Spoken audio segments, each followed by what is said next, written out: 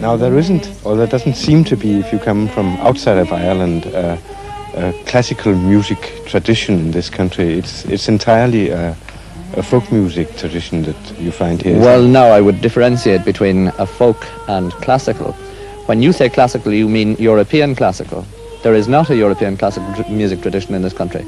There is, on the other hand, a highly developed traditional music, which, because it's orally transmitted, must not be considered essentially as folk music.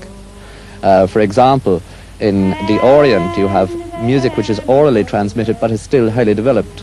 Yeah. You have the court music of Japan, for example, and the Korean novices music, that kind of thing.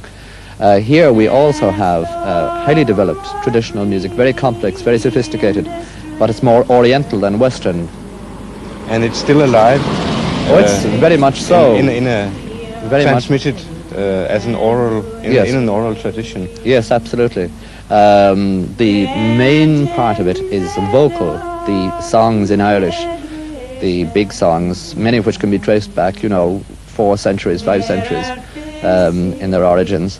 It involves a very highly complex linear ornamentation, so that people hearing it for the first time think that it sounds, like Arabic music or Persian music. Now, this music that has been orally transmitted, it hasn't been written down somehow. It has been collected, but you need a very different method of notation to write it down correctly from the ordinary European notation. And so far, this kind of notation has not been used by collectors. It's just beginning to be used.